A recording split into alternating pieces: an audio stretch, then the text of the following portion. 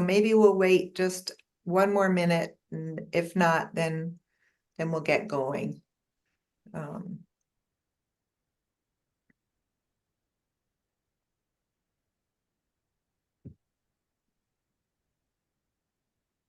Oh, I think I have a hello. Hi, sweetie. Here's Rachel. Hello. Welcome.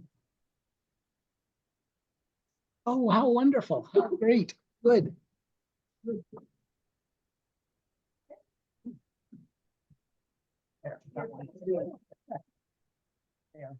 They're very comfortable, but we won't be here all that long. Well, I'm glad you have company, Scott.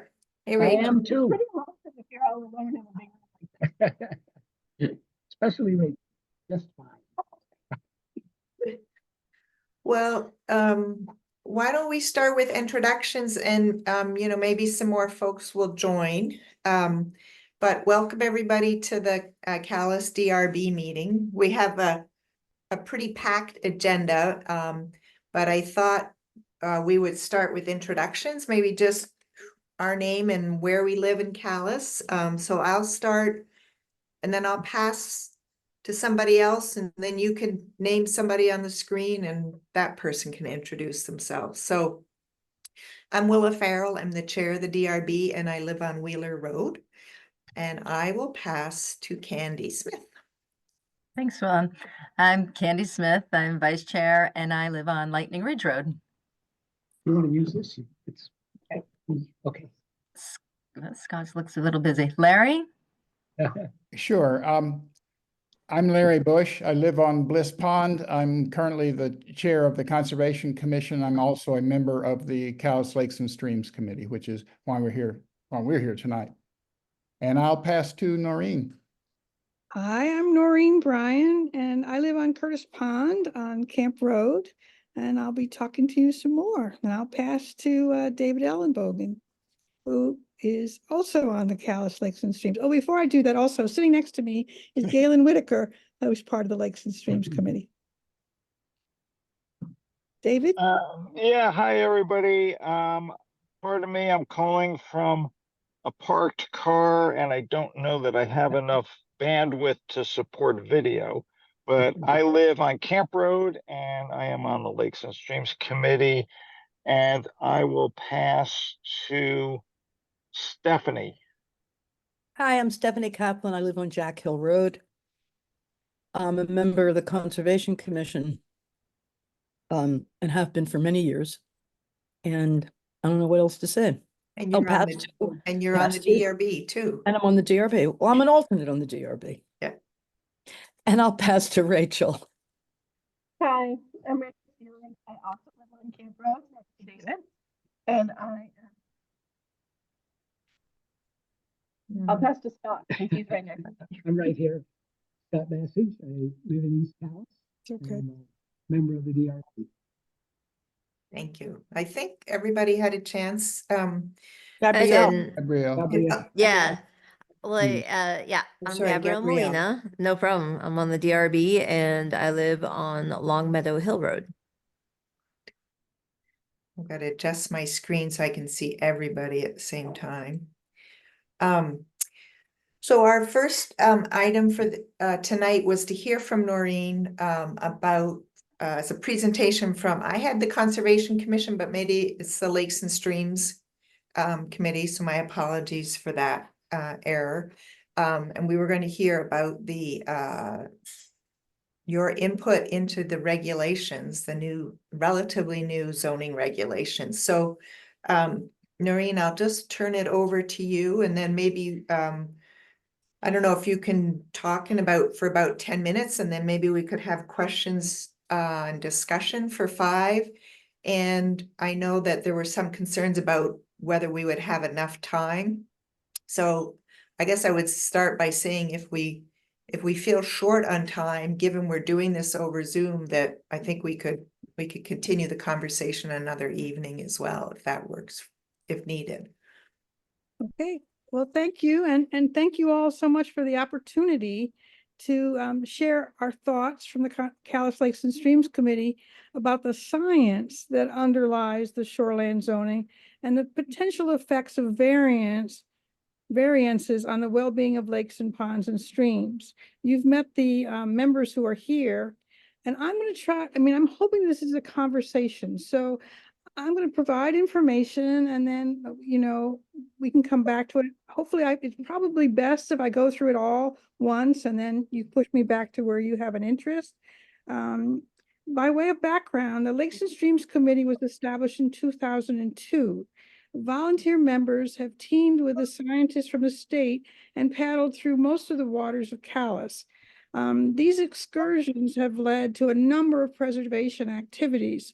For 20 years, we've been publishing a newsletter to help residents and property owners understand how their actions affect the health of streams and ponds, and including information about how to be good stewards of our natural waters.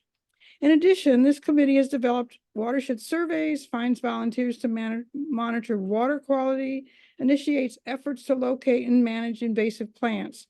And I hope you all received the newsletter we sent to you by mail in case you didn't get it earlier. Calais zoning, shoreland zoning, is based on science. Wooded shorelines made up of trees and native understory plants have been shown by scientists to be the best way to keep lakes and streams healthy. It's really amazing what a small strip of natural woodland on the edge of a pond or stream can do.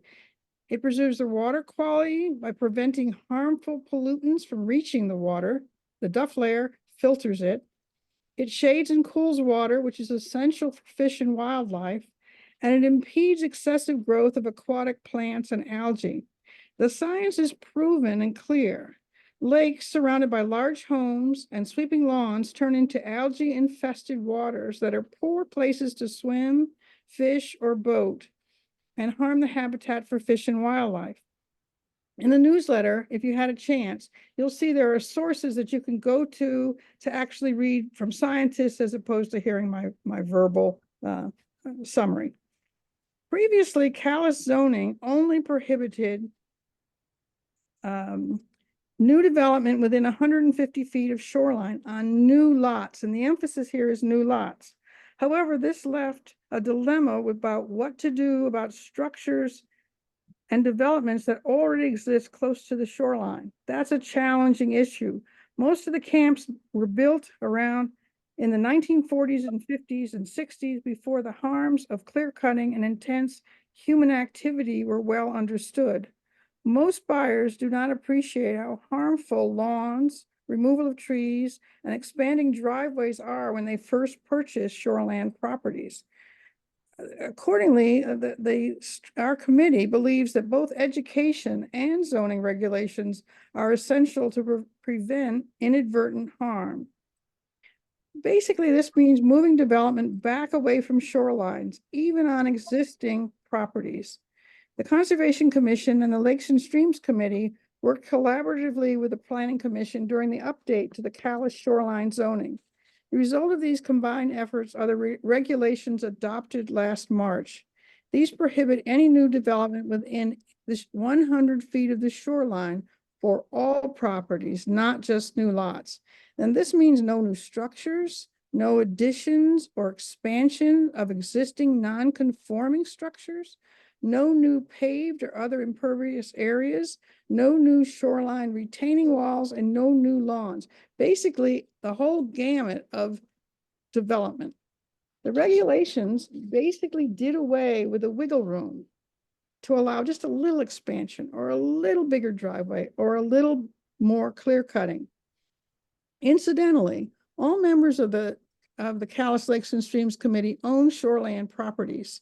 Personally, we have enjoyed our time living near ponds so much that we want to see that our actions and those of others preserve rather than harm our waters.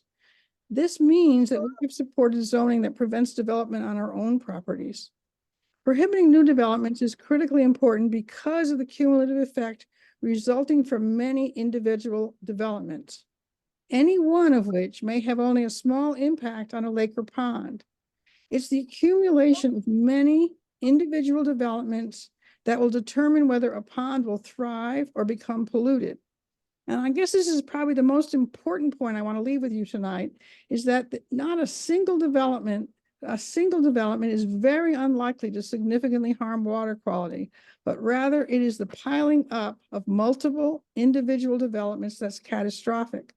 Zoning doesn't address this cumulative effect. Maybe it can't even do that effectively. Here's a sequence that has typically happened many times around to small camps. First, a deck is built off the living room. A few years later, the deck becomes a screen porch. Subsequently, the porch is enclosed to become a new kitchen. Later, a second story is added, and then it's changed from seasonal to year-round use. Parking areas expanded to accommodate more cars, and so it goes. When this happens to a community of homes on a lake shoreline, small cabins become big houses, wooded shorelines are lost, and our waters become algae infested and water quality degrades. For this reason, the wiggle room was removed from the shoreland regulations.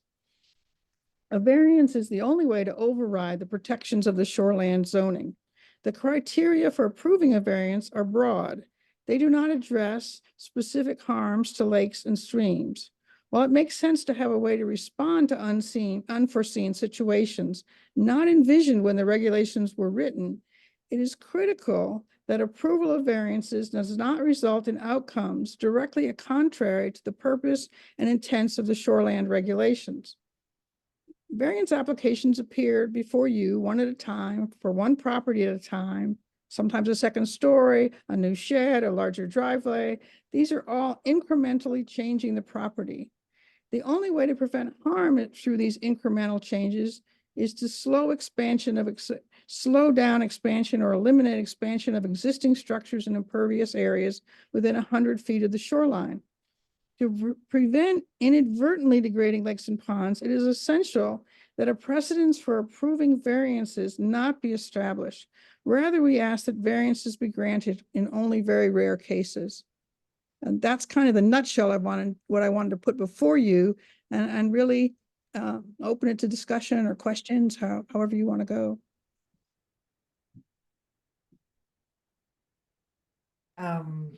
Maybe, is anybody else from the committee want to say a few words, or should we open it up for questions?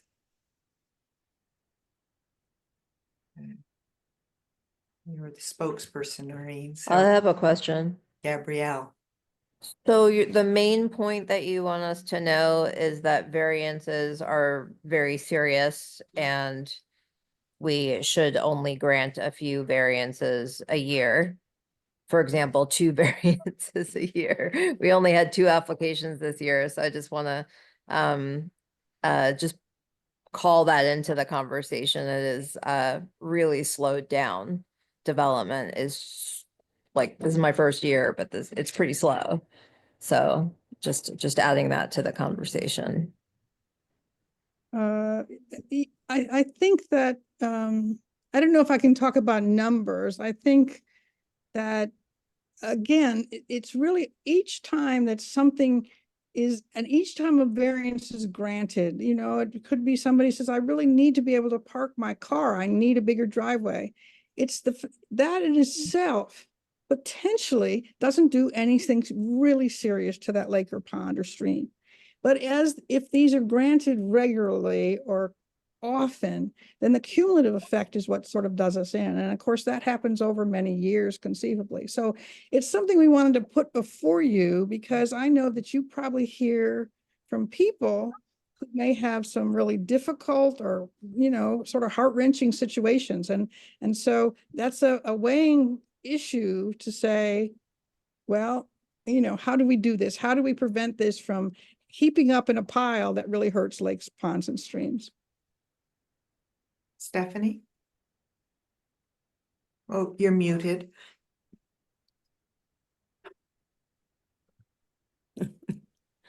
Okay. I wanted to say something about variances in general, because I've only been on the DRB this time a few years, but I was also on the DRB years ago for some years. And the issue of variances obviously comes up a lot. It's really important to look at the precedent on variances, because variances are very difficult. It's very difficult to meet the criteria for an applicant to meet the criteria for a variance. And I think it's important to really, for the whole DRB to really understand what those criteria are and what they mean, because I mean, for instance, the one factor about the hardship, who, you know, sort of who created the hardship, it's not obvious. There's precedent about what that means. And it's just very important because the DRB went through some wrenching, it's a good word, some wrenching cases back then where people really wanted to build and they were too close to the lake, and went to all kinds of things to be able to do it, including smashing the rock cliff behind them to try to move their house back. And it was hard, and that actually went to court. Calais had to defend the DRB in court. And the judge there said, you know, he doesn't qualify for a variance. So I'm just raising that because, you know, I'm not sitting on cases now.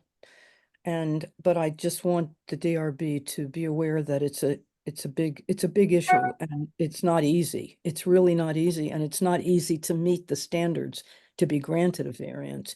This applies to all variances, but as Noreen's pointing out, a lot of people who want to develop or you know, enhance their properties on shorelines want variances. I mean, that's where it usually comes up, I think, at the DRB. Anyway. And I'd be glad to provide some of the history and precedents about this if anybody wants it, if it would be helpful. Well, I'm coming here. Hey, Rachel, it's hard to hear you. It's hard to hear me. Okay. In terms of this concept of our decision, I think you're gonna have to take the laptop and bring it in front of you. it's about as in front of me as it can be. Is this better? That's good. Yeah. That's good. So, you know, Stephanie, I'm listening to you talk about, and I think Noreen brought this up too, this concept of our decisions being precedential. And I think there's actually case law that while DRB decisions can be reviewed for consistency, that there's actually not binding precedent established by DRB decisions. Is that not your understanding of how the E-Court has looked at review of DRB decisions? You know, Rachel, I don't know the answer to that, but I'm talking about in general, not necessarily well, I guess it would come up in DRB, but the whole concept of what those criteria are and how to meet them for a variance, I think does have precedential value. I don't know that a DRB, I don't know what it really means to say a DRB decision doesn't have precedence. You know, so we are not bound to do so I mean, the thing about variances, right, is every variance is unique, right? That's why someone's coming to us with a variance. But even were another identical situation to arise to something that had been decided previously by either the existing configuration of the DRB or an earlier one, I don't believe that we would be obligated to follow that decision in a subsequent request for a variance, because our own decisions are not necessary, our past decisions as a DRB. I don't believe, and I am happy to be corrected if there's different jurisprudence out of the E-Court, I don't believe those become binding on subsequent DRBs, but that were some interested person to appeal, one of the things they could raise if they didn't like a variance decision would be, you've treated these differently in the past, you're not being consistent. Does that make sense? I understand what you're saying, but I'm not sure. It's different than binding precedent. I'm not sure I agree with you. I do understand what you're saying, but I think that, you know, for instance, what it means to have a hardship, and I think, because I think this, when the DRB made some rulings years ago, they were relying on some other interpretations by, I believe, a court, you know, that, for instance, what it means to whether you created the hardship. And I'll go, you know, I'd be happy to go look at this and try to resolve it, because I think it's important. And you're raising a really interesting issue. And so, I can go look it up and have a memo on your desks in the morning. So I think putting the legal this decision aside, what I also heard being raised is probably the more like sort of human precedent setting. I think that's sort of what I was picking up also from the committee members, is that even though it may not be precedent setting in a legal context, that when a DRB, you get used to, it's like, oh, well, we granted so-and-so a variance, so we should do it this time. And I think Rachel's point is it really behooves us as DRB members to look at each application singly. And I think that's the sort of tension I'm experiencing is, I think as a DRB, we are supposed to like consider each application and review the regulations. And while I personally agree, I agree with, I'm not disputing the science nor the policy objectives of cumulative effects. I'm not sure the DRB can take into an account the cumulative, like, like if development A meets the criteria for a variance, we can't then say, well, we're not going to give you this variance because last year we gave a variance to so-and-so, and this second one is going to be the tipping point, if you know what I mean. I'm sort of making it more extreme.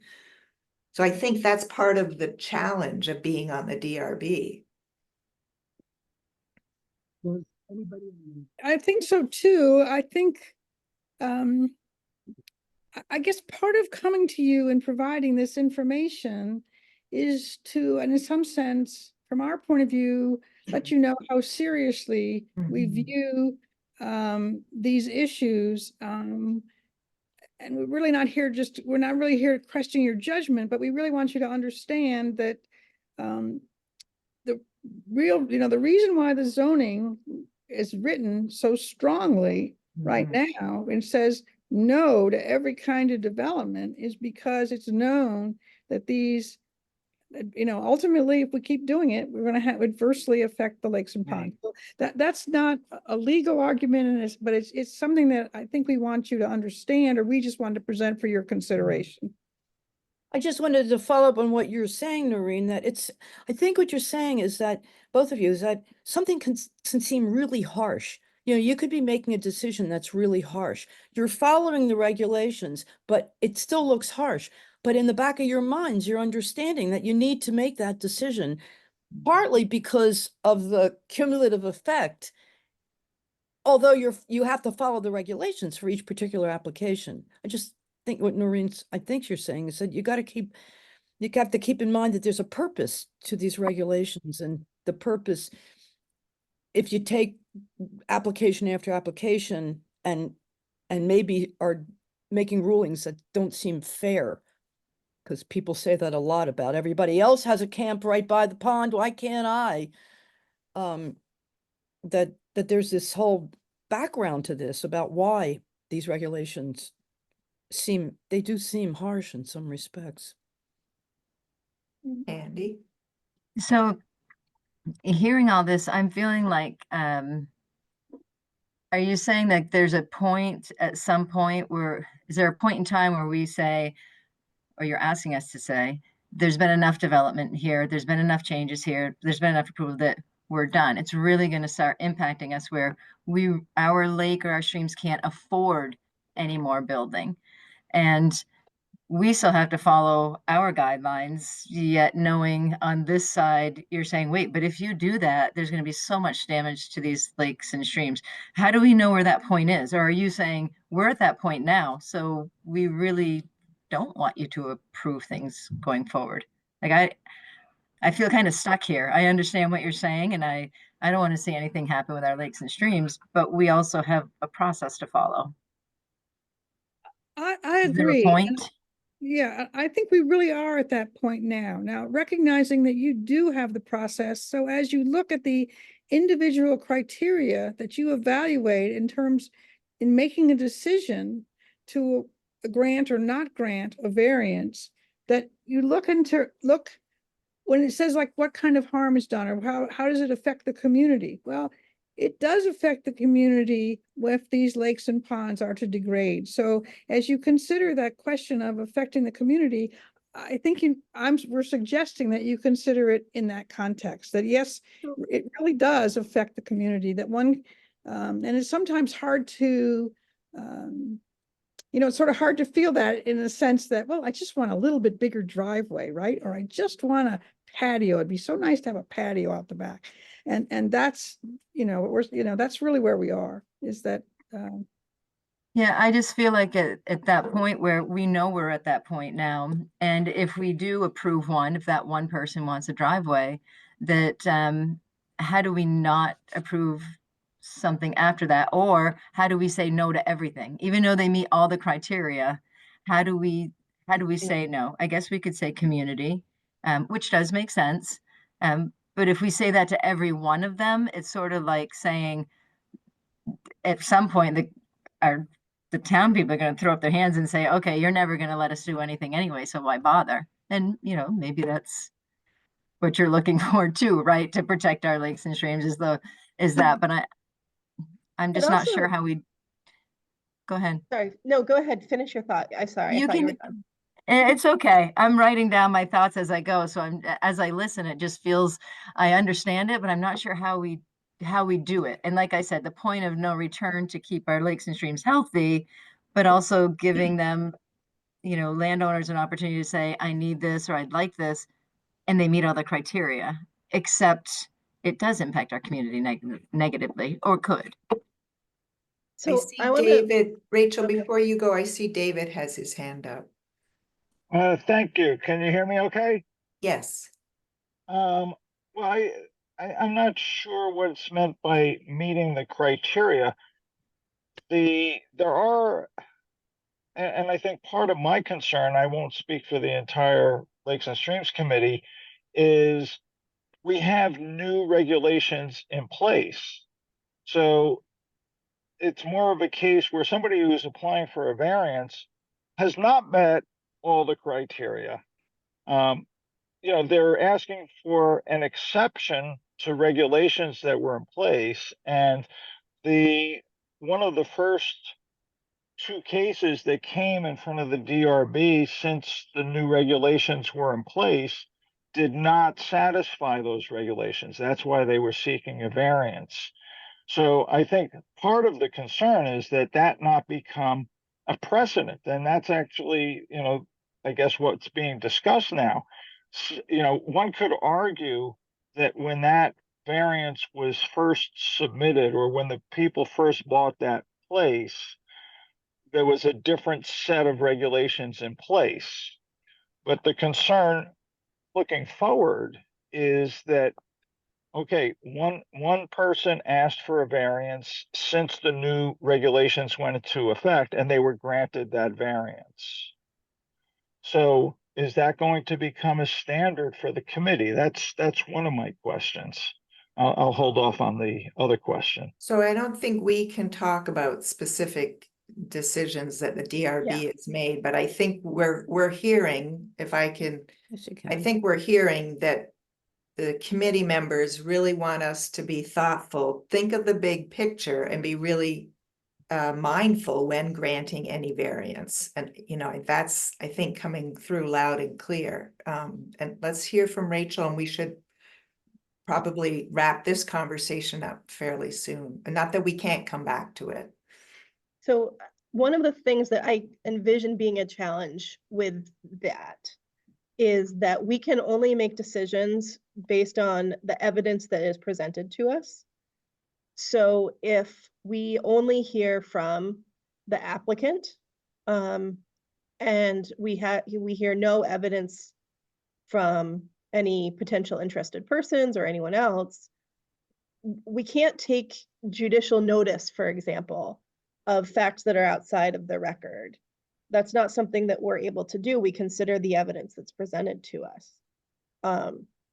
So, there certainly are processes for folks to participate in every single one of our meetings when we're hearing a petition.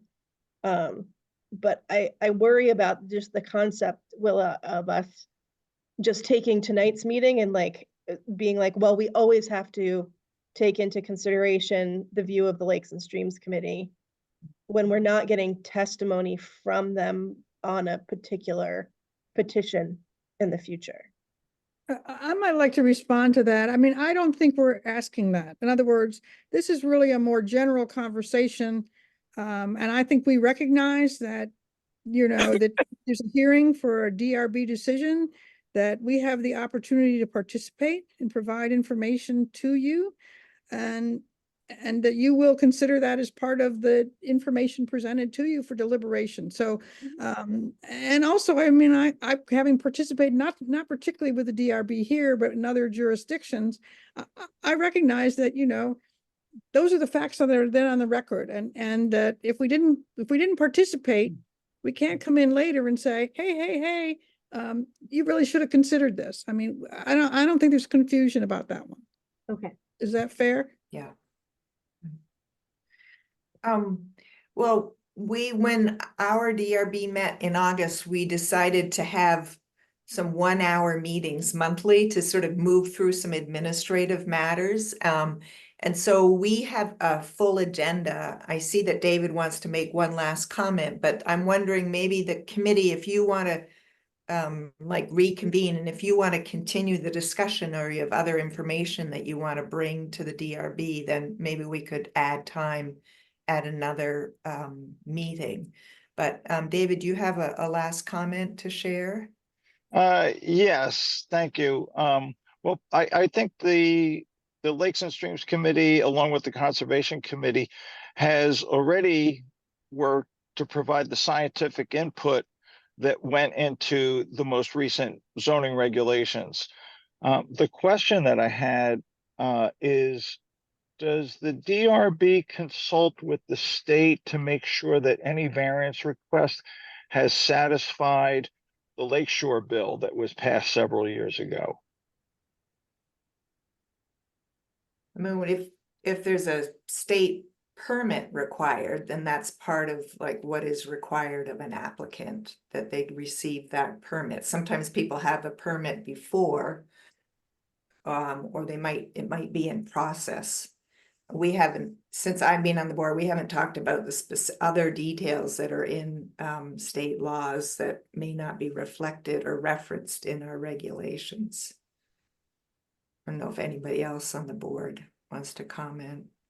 I think anytime that I think I can't hear you, Rachel. I think anytime that I can think of where there's been a state issue around the shoreland, the application has had to include whatever that state requirement was. I can't think of any time where we would have been able to waive that. I believe that's in the list of required documents when they get to us for a DRB hearing. I'm not sure if it's required when they actually submit their zoning application, but I do believe it's required once they get to us. And I'd have to look at that section of the updated regulations.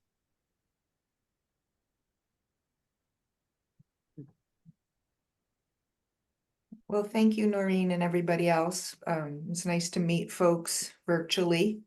And you're welcome to join us if you want to hear about our meeting minute adoption and other topics. So,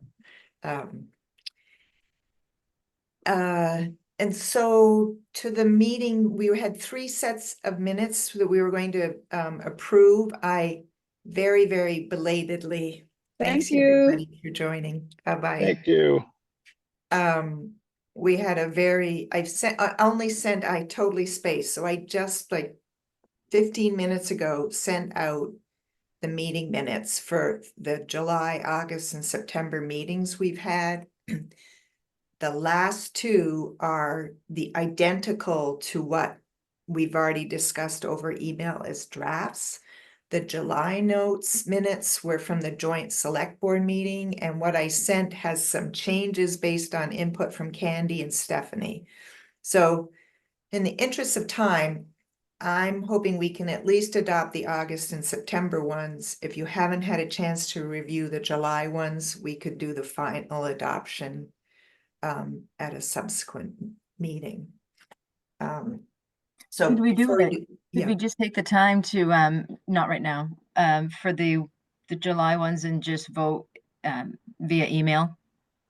No, we can't do that. I don't think Why? so. It's not, it's Why the open can't we? meeting law. You can't do that. Has to be, votes have to be taken in open session. Okay, it's good to know. Well, I have a Um, couple, Tell me that was a good question.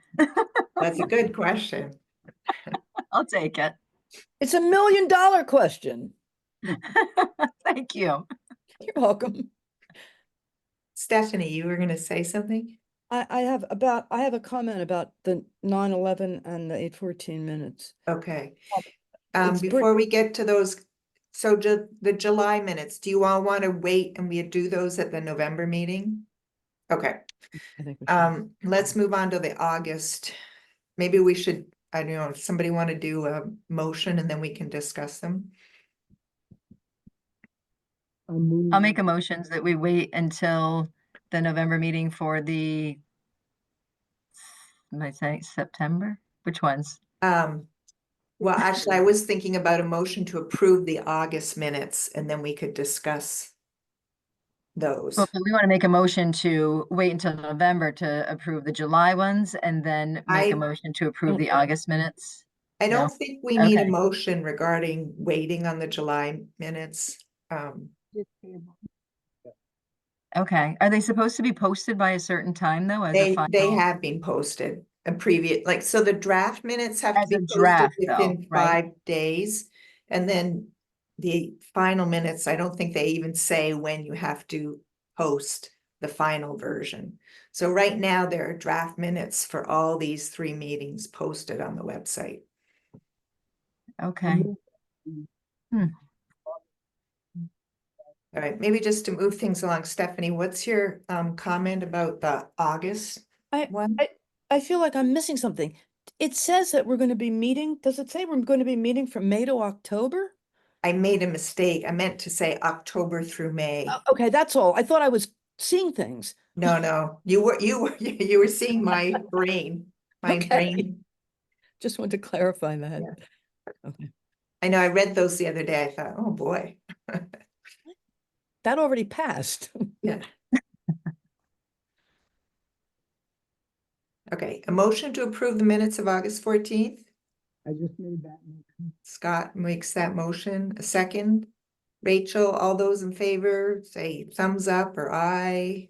aye. Okay, motion is carried. The minutes of September 11th. Any comments? Stephanie? I have a comment. I wasn't involved in that hearing, but I read the minutes. And I just have a comment in general that I could not find in those minutes a description of what the project involved. So it was like, as an outside person, it's like, well, what are they doing?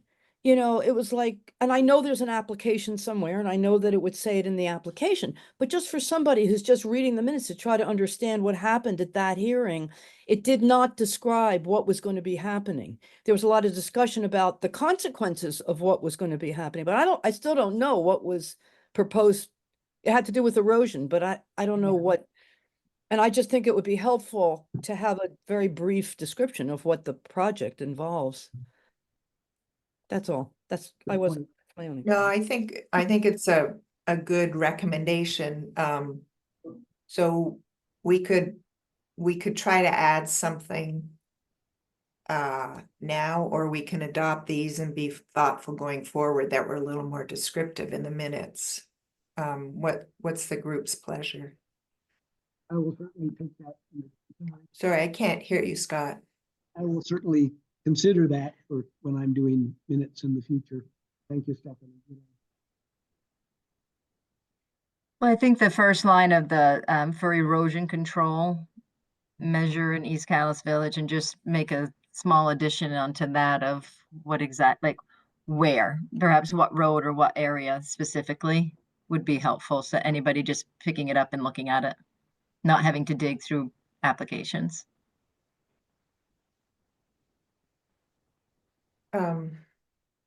So what are people's comfort level with approving them, or do you want to see the revised minutes and then we review the revision in I would November? be happy to move to approve as amended as Candy just suggested. I can't hear you, sorry, Rachel. I would be comfortable moving to approve as amended with the amendment as Candy just suggested, with Okay, the brief description of the erosion control project. second, I second. Scott and I both second. I'm abstaining because I wasn't there. okay. And no, otherwise all in favor, aye.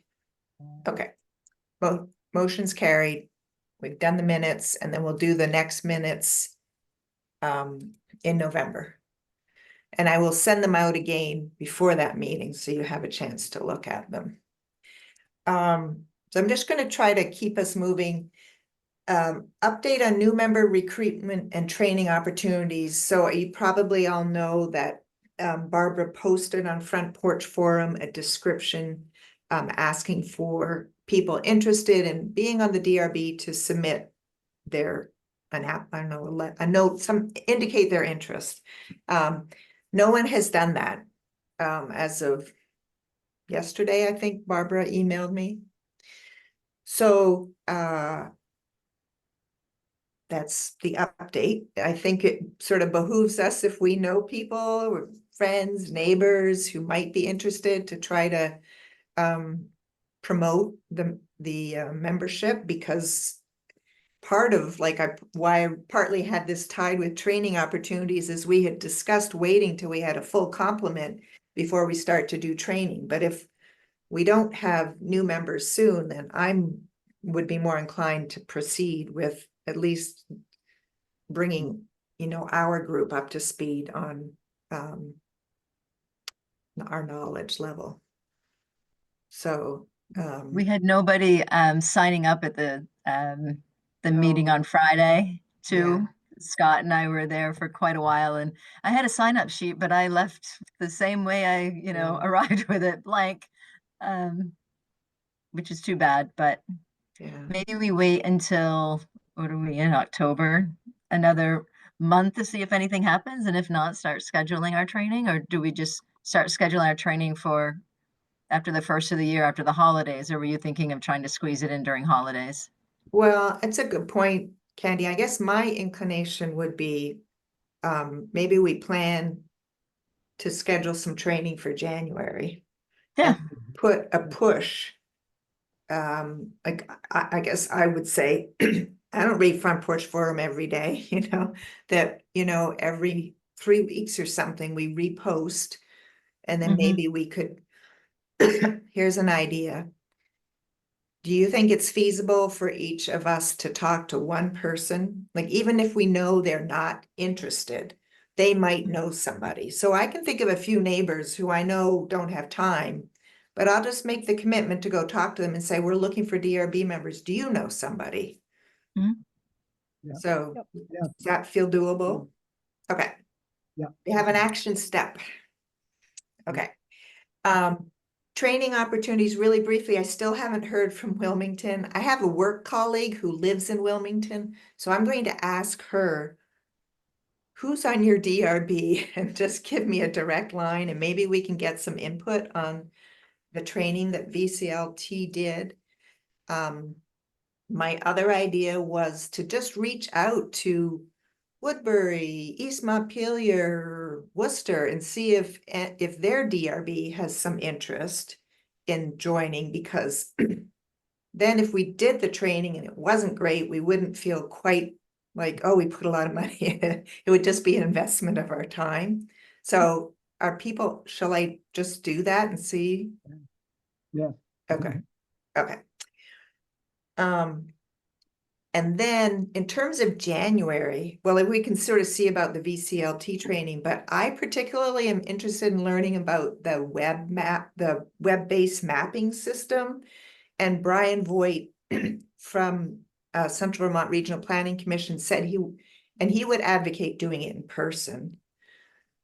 So, you know, I guess maybe we can wait a bit, but maybe I'll reach out to him and see what his. Can you, Willa, can you remind me what that is, what that does? That, Yeah, it's like it's- software? It's software, you go in and you can click on a town and then say, what are the wetlands here? Or what are it's sort of like it will show a topo map and you can see elevations, you can see. So I don't know enough about it, maybe other people, it's pretty powerful. But you can get different, like you can get different information. And there are different layers that sort of come up on the map. That sounds really cool. Does the town already own it?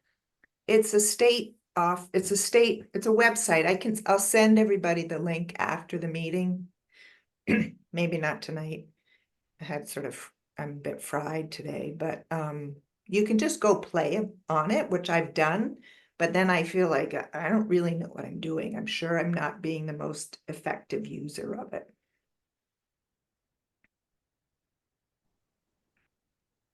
So maybe for training priorities, we've got that and the Vermont League of Cities and Town training, and we'll sort of think about not doing anything until January. Sounds good. Excuse me. Good.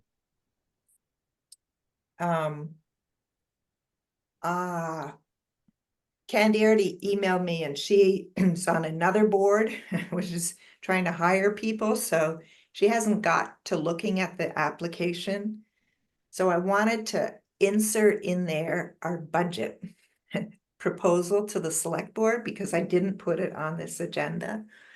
So we've been asked to, for next Monday, the select board will consider a budget proposal from the DRB. And in a previous email, I sent to all of you 2 items that we've already discussed, is a recording secretary. So here's my thinking, feel free to weigh in. $20 an hour, estimate 5 hearings a year, which is more than we've had. 2 hours for each hearing. It would be $200. Not a big line item in the scheme of things.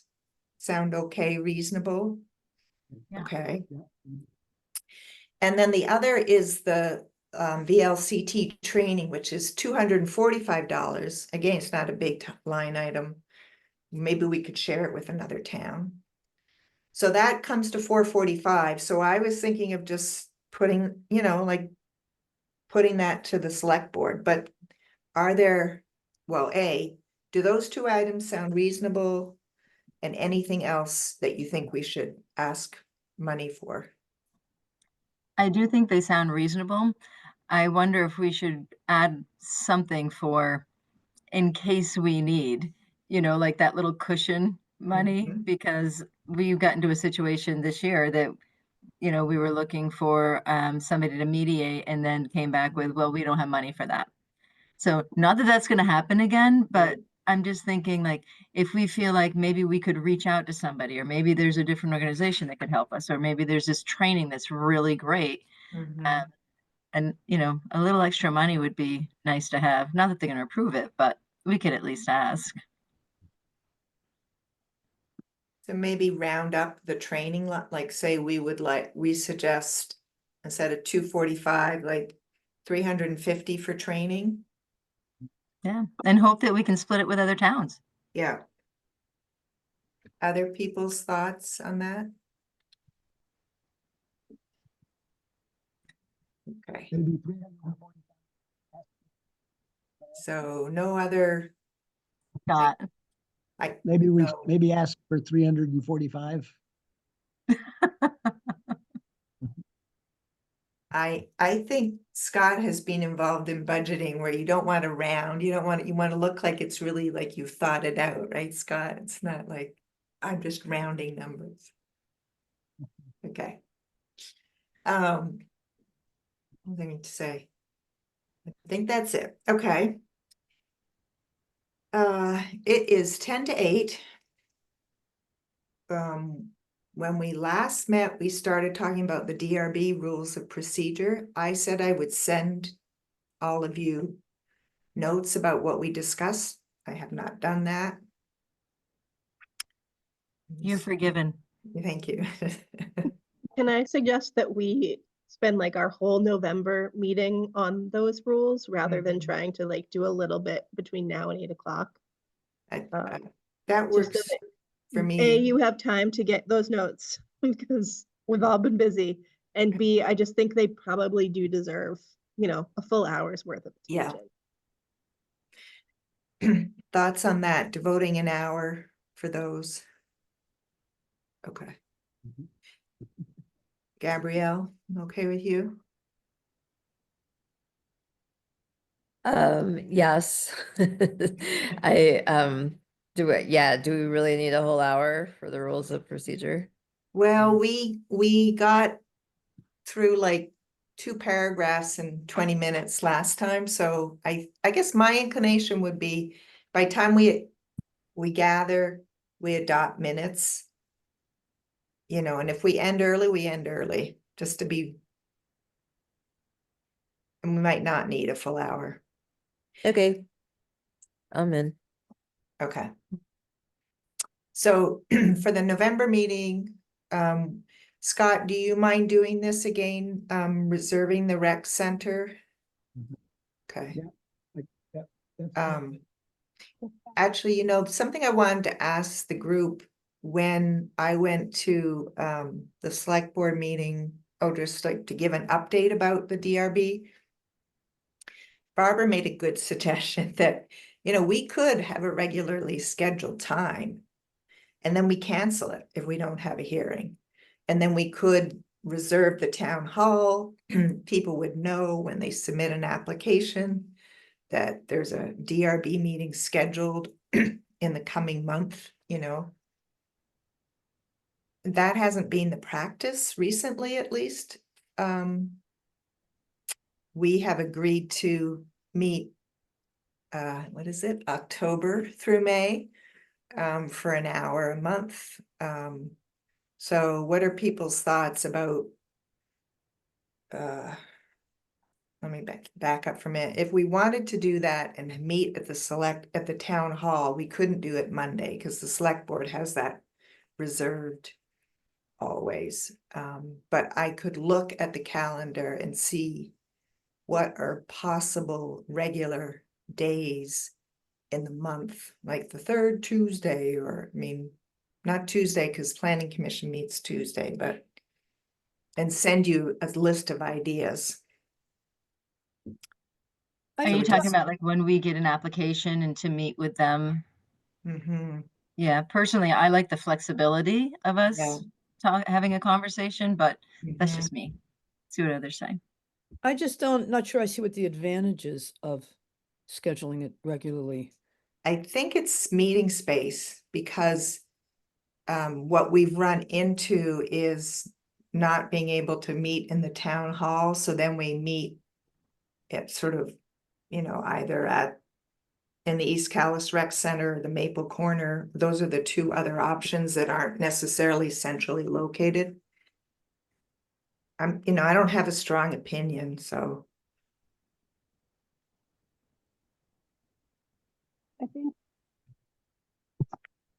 I think given that we are talking about meeting monthly through the winter this year, it Mhm. does make sense to find a regular day. That certainly makes my life easier if I know ahead of time that like the third Tuesday is going to be the night that I have this 1 hour meeting. But I think Yeah. even if we do that, I would say we should retain a willingness to be flexible about scheduling hearings if Right. something comes in and we need to, get it on the books Mhm. at a different time than that 1 hour slot. So I guess I would say I'm in favor of both. Like, sure, let's reserve space so we have space if we need it. But let's not rest too much on the idea of we're only, a once a month meeting body. Yeah, that sounds like a good compromise to me. Okay. So for our once a month hour-long meeting for the winter, we did settle on whatever Monday this is. This first Monday of the month, I guess. But in the interim, before we next meet, I'll look and see if there's and maybe come spring, because it's not likely that we would have an application between now and spring.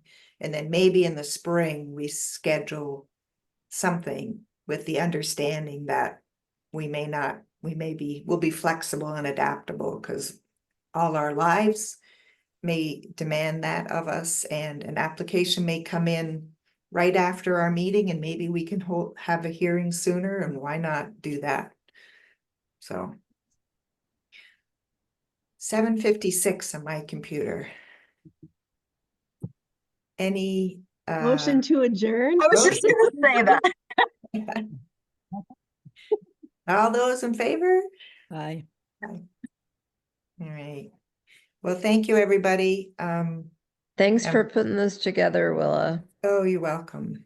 So sorry, I was a little scattered around the rules of procedure and the minutes, but It's all good. yeah, we'll get there. Thanks, everybody. Aye. Oh, Take care, Have a everyone. good Motions night. were done, adjourned. Mhm. Motion, yeah. Bye-bye. Bye.